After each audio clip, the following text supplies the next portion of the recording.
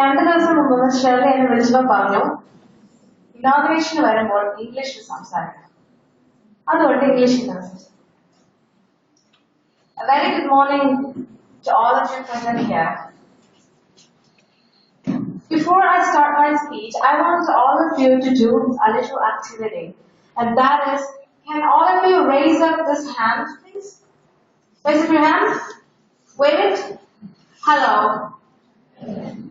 Hello. When someone says hello, the first thing that you should say is to say hello back. Hello. Hello. Thank you for doing that.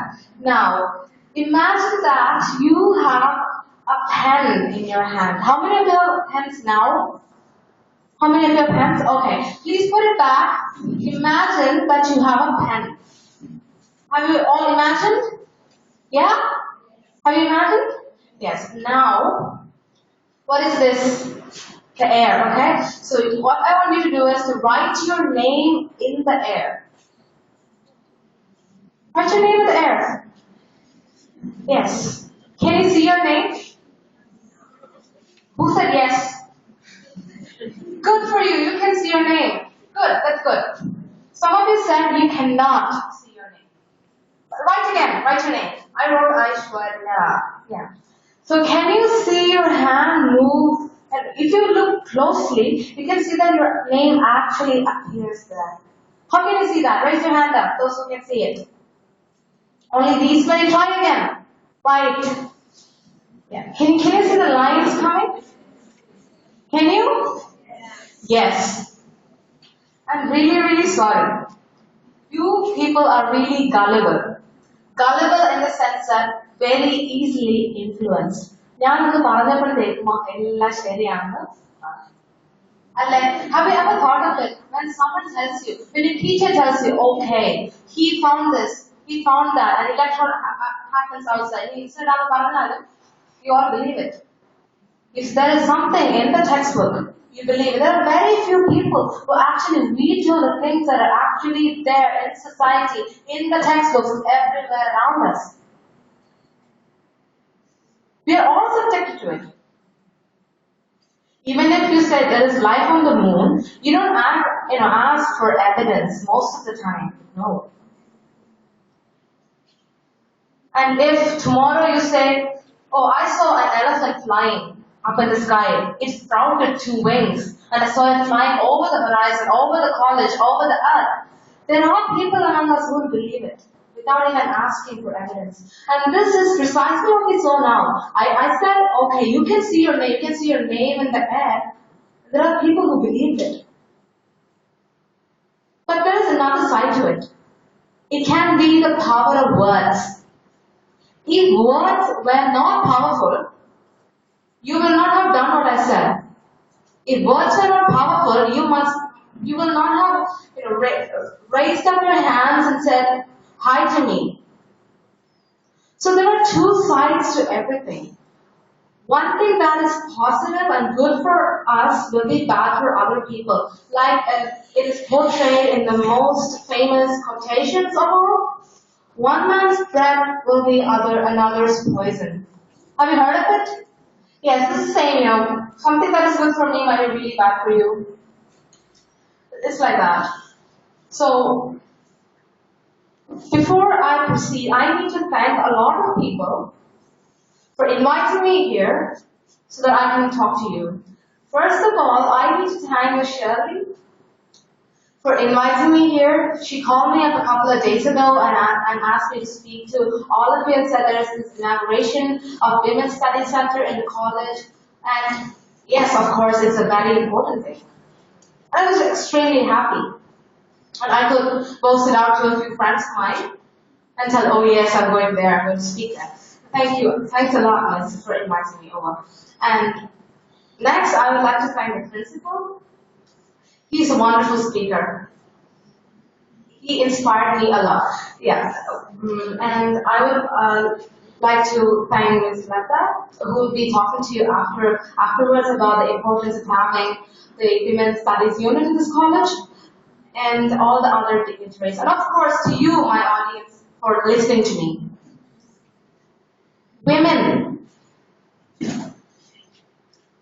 A very important term, like we all think, very important in society, very important at home, very important at work, very important in society. And at the same time, another group will be there to say that, oh, it's not that important. The same way, both sides, negatives and positives. So like Mr. Lee said today, there are a lot of things one needs to take in consideration when talking about women and their roles in society. And of course, it has changed over the years. Now we are more prone to outward exploitations. Maybe you are ready to speak out rather than taking it all in and compressing it and turning it into a big ball of fire. Lots of things. So 2 days ago, there was this poetry competition which I was invited to write in, and one of the topics were to write about women as a homemaker. Most women are homemakers first and then professionals second. A mother first and a teacher second. Because it's been the same from the past. We usually say that women belong at home. So I had to write a poem about this, which I would like to share with you. It is called In-House Maid. In-House Maid. She worked with her hand, one on the pot, her other on the pram at its coziest spot. Her legs scrubbed the floor, her eyes on the webs that crisscross the ceilings until it ebbs. And she swept up the dirt and dug up the dirt. The garden flourished with a touch of her skirt. She sang with the bird and danced with the wash. She cried with the cuckoo with tears as she splashed. You see the in-house maid everywhere. You see it first thing in the morning. You see it when she comes to wake you up in the morning. You see it when you go to the kitchen for a cup of coffee. You see it at your breakfast table. You see her everywhere.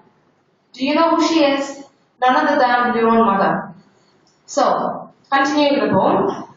She mended his soles, his dad's and his mom's. She went to the shops and wiped out the crumbs. She cleaned as she cooked. She loved even more all her possessions until she was sold. Here I would recollect a very famous quotation from Shakespeare. God cannot be everywhere, so he made mothers. How lovely. In-house maid, I called her mom. Auntie and darling, beta for some. The woman in the house, a lamb of her own, burned out in fire, softest heart that I've known. Blown her curves in the eastern wind that felt her chins and cheeks, but with fire she dealt. To cook up the food and feed it for good, to family, friends, and to all that she could.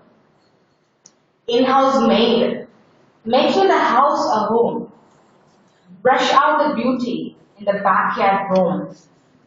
The woman, the homemaker, heart of the house. 1,000 stories, treasure in her blouse. I hope that you liked it, and I hope that it meant something there in the competition.